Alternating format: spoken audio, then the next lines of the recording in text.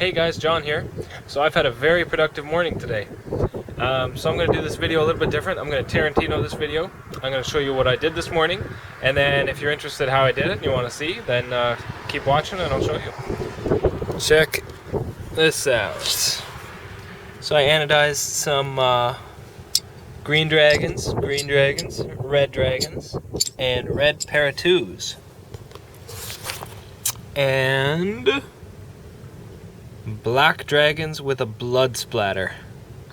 These are special, custom for my brother. It's his birthday in about a week, and he's been thinking about getting a Mannix. I think this will convince him for sure.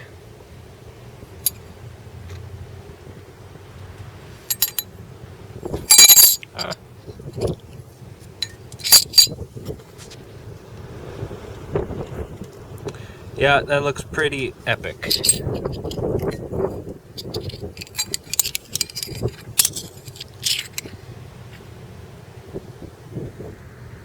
What do you think of that?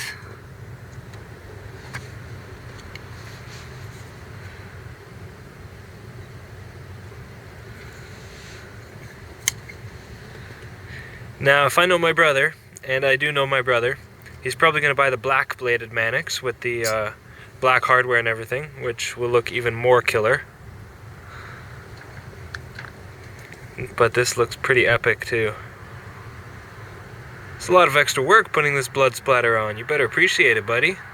I know you will. I know you're watching this, so sorry to ruin the surprise, but I gotta show the world too, right? So happy birthday, buddy. Now, if you guys want to see how I did this, keep watching. Today I am anodizing some aluminum dragon scales. So I got the sulfuric acid bubbling away right now.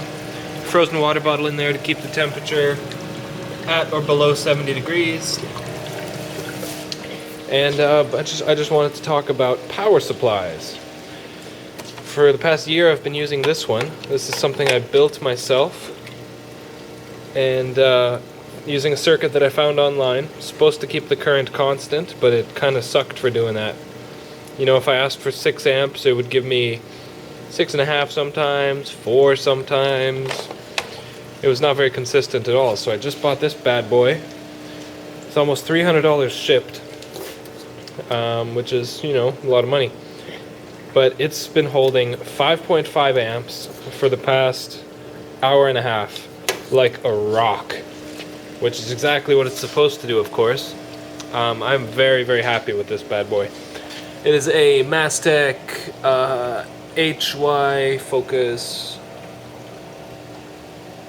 HY3020EX, which means 30 volts, 20 amps maximum. And I'm just doing 5.5 amps right now out of possible 20. So it's a pretty manly power supply, and I'm super duper happy with how it's working out. Now with a maximum of only 30 volts, I can't really do much titanium anodizing with it. So that's what I've got this bad boy for, also from Mastec. This goes to 0 to 250 volts AC.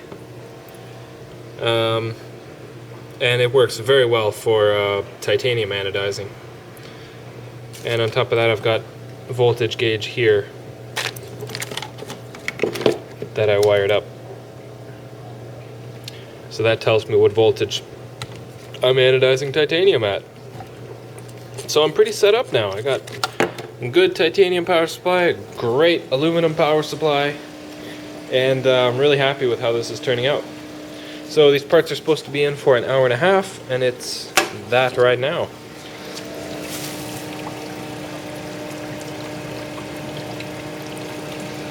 Which means I can pull them out. And while I've got the camera going, maybe I'll pull them out and do a super quick anodizing video. Alright, over here we got some red ones cooking along. More red ones. And over here we got some toxic green ones. Almost done. Yeah. Less than a minute more on those, then it'll be good. And then I've got a pair of paramilitary 2s that aren't perfect. Like, they won't really fit on a knife very well, but I wanted to anodize them anyway. Still trying to figure out what color to make these. So, this is a set I'm making special for my brother. His favorite colors are red and black, so I'm going to make the main scale is going to be black, and it's going to have a red blood splatter all over it. So what I'm using to do that is some Revlon nail polish, and I'm just sort of flicking it on there. So I'm using my hand as the stop, and I'm just going.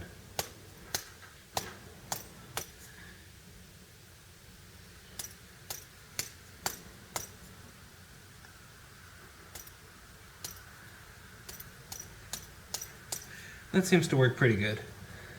I tried to use a bright enough color that it would contrast and show up so I could see what I'm doing. White nail polish would have worked really good too, but this was on sale, so. So this is basically becoming a mask. So once it dries, it'll dry pretty hard, and then I can strip off all the red color using bleach, and that'll erase the red color basically, and then I'll dye it in black, and it will then the main body will be black, and everywhere that there's nail polish, once I remove the nail polish, it'll be red. So the color of the nail polish doesn't matter, I'm just covering up little bits of red area, and then strip the rest off, and the rest will be black. So I'm going to flip this over and keep doing away. Got another trick that my wife suggested actually is take a toothbrush, fill it with nail polish, and then sort of bend the bristles back and let them flick the nail polish, you know, with 100 bristles towards what you're doing, and that should give a really cool line. Yeah.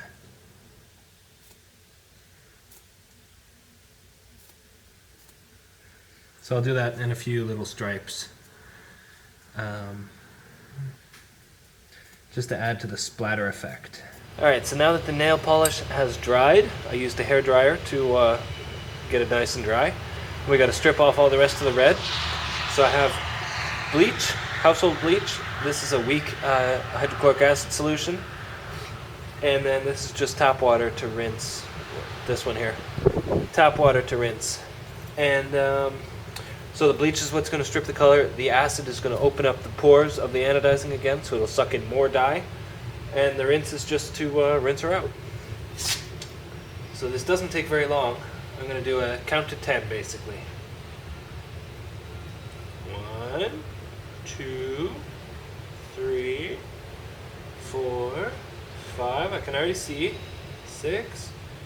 See that? 7, 8, 9, 10. So that was 10. I might do that again. Rinse it off real well. Alright.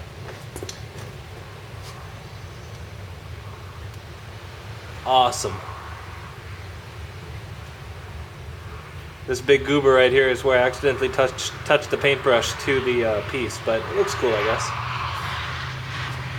So then in the acid, for another count of 10, it also gets rid of a little bit of dye. 2, 3, 4, but it basically opens up the pores again so that it'll suck up the black. If you don't do this, the black won't take very well at all. Notice I'm swishing as well. Rinse that off. Cleanliness is paramount. Alright, so although it looks really good, I'm going to do another cycle just to get all the red out.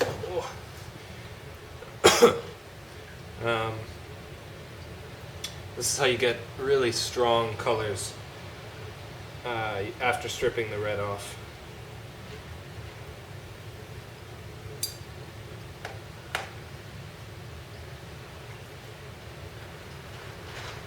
I've also heard that you should never, ever, ever, ever, ever mix bleach and acid together because it produces chlorine gas that will kill you. So even the rinse waters are different for each tank. This one I'm using right now is for the bleach, and then I have another one off camera for the acid. So another quick 10 swish dip in the acid. I lost count, but I'll guess.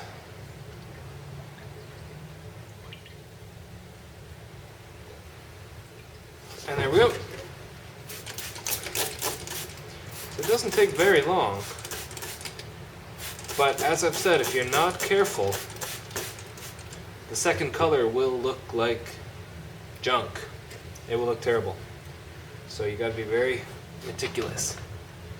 It would look good silver, but my bro wants it black, so that's what he gets. Happy birthday, my man. You gonna focus? There we go. Alright, let's put some black on it. Here I've got my black dye in a big stainless steel pot on a burner. Heated up to 140 degrees, or at least it was 5 seconds ago when I looked at this. So 140 degrees, that's the magic number. Some colors work really good when they're cold. Like yellow and green work good when they're cold. Red works good as long as you leave it in for 10 or 20 minutes. Most of them work good cold. Black turns out blue, like a dark purpley blue, if you don't heat it up. So heat it up to the optimal temperature, and it should be good to go now.